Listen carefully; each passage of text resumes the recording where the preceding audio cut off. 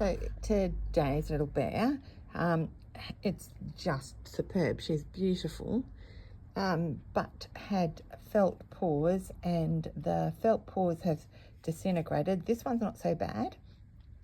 This one is terrible. The lady did the absolute right thing and put baby socks over the damaged parts. Of course, taken them off the arms. But until I could get to the bear, these little socks have helped keep it all together. So today I will be designing her some new paws, and also there was a tiny amount of damage to the dress, so I am going to really carefully see if I can sort that out as well. And yeah, hopefully she will come together today. So I have a bear pattern on my Etsy page called Brian. I named it after my beautiful husband. So I feel like the Brian paw pads are probably going to work quite well for this little lady. So those paw pads are probably going to work perfectly fine. And then definitely the Brian's foot pad. So this is, and then look at me, I've scribbled like seriously all over this thing. This is blown up by about 30%, but I think it will be the right fit for this foot. So off I go to trace them onto something a bit firmer. There's no point in me putting more felt over damaged felt. So she has a longer life. I have like a paw pad fabric that I will put on.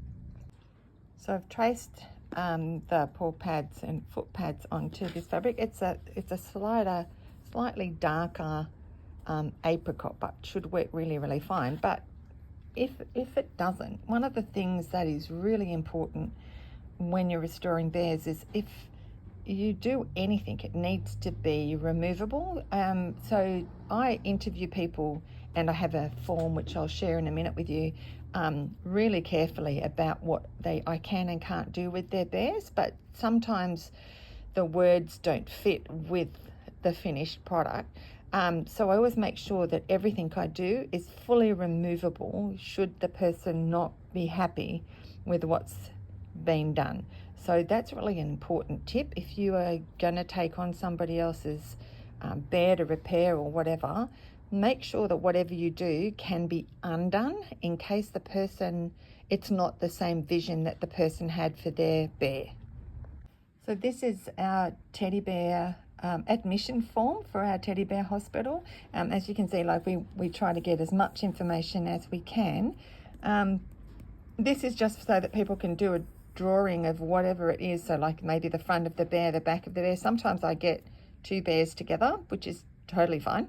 Then what I've done and how I've treated the bear, and then what I assume the cost will be, and a signature so that they are happy to leave their bear with me. So yeah, this is really important. This is probably one of the most important things that I do, and when I talk to people, I want to be sure that what I'm doing is exactly what they want. And I have another bear that I'm about to repair for somebody who has two button eyes that are not his original eyes, but the gentleman's like, I don't remember him any other way. So he does not want those button eyes replaced by the glass amber eyes that traditionally would go with that bear.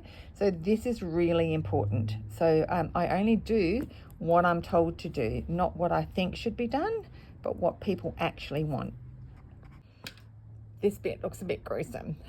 So once I've traced out the paw pads, I actually pin them in place, and then I will very gently hand stitch all the way around. I use a stitch called a ladder stitch. A ladder stitch is just taking a small amount of fabric from the original foot and then coming across and taking a small piece from the paw pad and then back again. So a little bit like lacing up a football or your sports shoes, and then you gently pull in the direction that you sew. So paw pads, generally speaking, take me quite a while to do because you have to do tiny stitches. So yeah, that's the next job, and then I will be doing it for her paws, and then very quietly I'll try to stitch some of the little holes that I have discovered in her dress, also using a very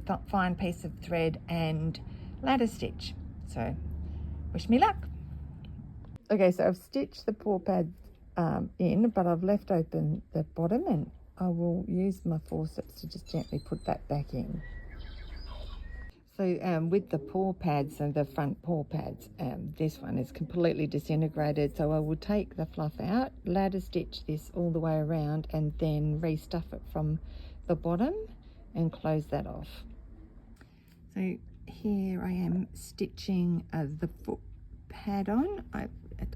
It looks very unimpressive, but it's a little bit like the elf and the shoemaker. So I'm doing the ladder stitch, but as I go, I actually have to squeeze really tight because the stuffing is really firm and pushing its way out. But as you can see, oh, sorry, blurry, taking a small amount of fabric from this side, then I will go across to this side as well. And then every 3 or 4 stitches, I'm so sorry for the blur.